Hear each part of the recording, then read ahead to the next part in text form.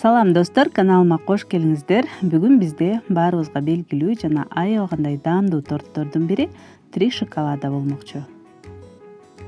Алгач бисквиттен баштасак, 2 жумуртканы чагып, 1 чымчым туз жана 100 грамм кум шекер кошуп, жакшылап жумурткабыз көбүрүп чыкканча чалып алабыз. Ал эми 90 мг сүткө 40 грамм ак майды кошуп, отко куебуз да жакшылап ысытып алабыз. Сүт ысыганча 80 грамм эленген ун, 30 грамм какао жана 1 чай кашык разрыхлительди жакшылап аралаштырып алабыз. Жана кургак азыктарды жумурткага 2 бөлүп салабыз да этияттык менен ылдыйдан өйдөнү көздөй аралаштырып алабыз.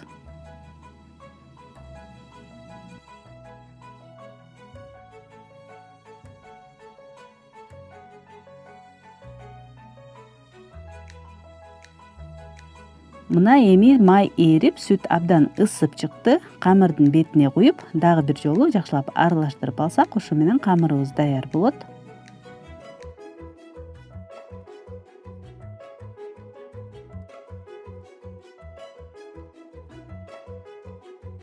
Мына ушундай коюу камыр болот. Эми атайын тоголок формабыздын алдына пергамент кагазын же фольгадан төшөп бышыра берсек болот.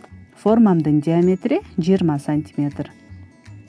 Бетин тегиздеп алабыз да 170 градус ысык духовкага 20-25 мүнөттөй бышырып алабыз. Экранда туура эмес жазылып кетиптир, кечирим сурайм. 20-25 мүнөттө бышканын жыгач таякча менен текшерип алсаңыз болот. Эгер ортосу кургак чыкса, демек бышты.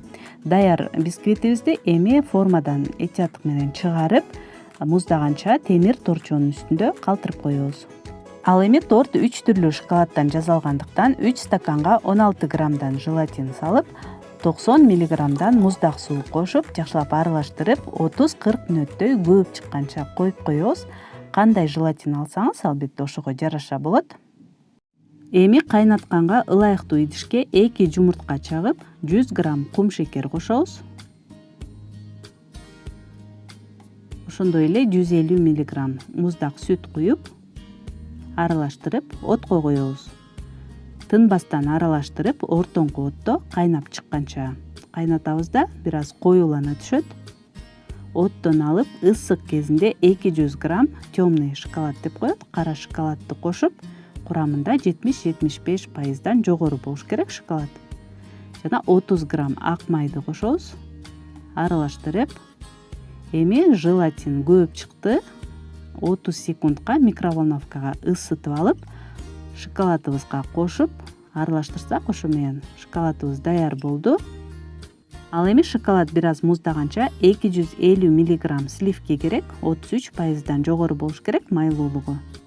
Жакшылап чалып алабыз, бир аз коюулана түшөт. Эми шоколадты куюп, тегиз экөөнү аралаштырып алабыз.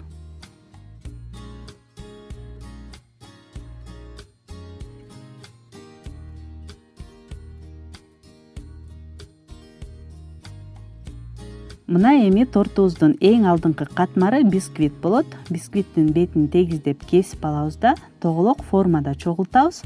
Форма менен бисквитти жакшылап кысып, четтерин бекитип, эми үстүнө кара шоколадты куябыз. Бетин жакшылап тегиздеп алабыз да эми 15-20 мүнөттөй тоңдургучка салып койсок, бети бир аз ката түшөт жана кийинки катмарды көтөрө алгыдай болуш керек. Ал эми кийинки катмары бул молочный шоколаддан жасалат. Дагы эле кара шоколадты кандай жол менен жасасак буга чейин, ошондой жол менен жасап, анан үстүнө куябыз. Сүттүү шоколадты куюп алдык. Кайрадан 15 мүнөткө тоңдургучка коюп, бети бир аз катканда ак шоколадты куябыз. Жасалышы бирдей эле. Торт 10-12 саатта муздаткычта даяр болот. Мен түнү менен калтырып койдум. Ошо менен тортубуз даяр. Эми этияттык менен формадан чыгарып алыш керек. Ал үчүн бычакты кайнак сууга салып, ысытып, четтерин ажыратып алсак болот.